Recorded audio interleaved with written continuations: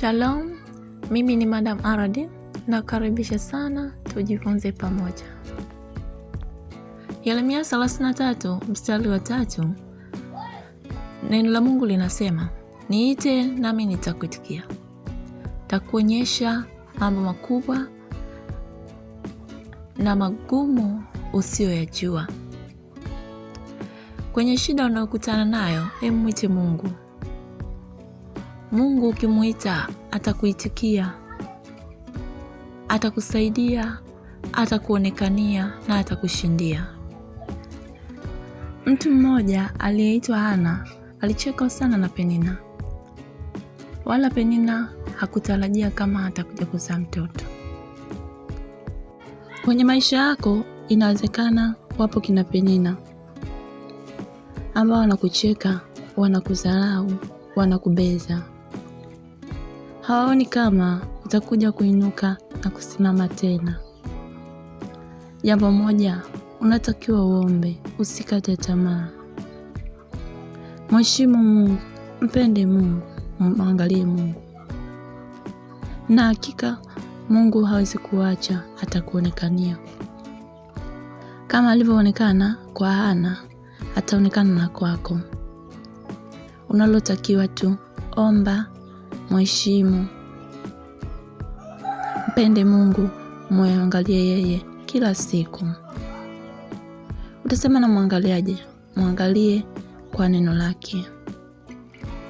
Kumbuka neno la Mungu ni taa ya miguu yetu na ni mwangaza njia zetu. Mwambie Mungu, umesema nikuite na utaitika. Niitikie, nionekanie nami nizae. Kama Hana alizaa mtoto, nami nizae uzima.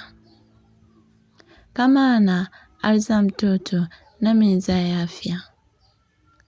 Kama Hana alizaa mtoto, nami nizae uchumi. Kama Hana alizaa mtoto, nami nizae amani. Muombe Mungu tu. Mungu ni mkweli, Mungu ni mwaminifu.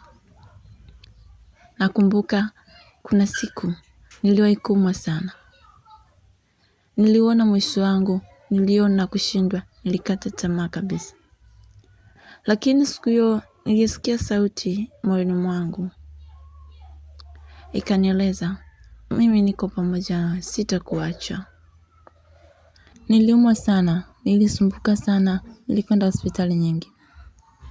Sikupata majibu, sikupata mwafaka, sikupata solution. Hali ya kukata tamaa, kuvunjika moyo ilinipata. Baada ya kusikia ile sauti, nikapata matumaini, nikapata moyo. Nikaendelea, nikatazama neno la Mungu, nikasonga mbele. Naamini umejifunza jambo moja. Naamini utajifunza tena jambo lingine nikirejea tena. Nikuombe tu subscribe ili wa kwanza kupokea taarifa.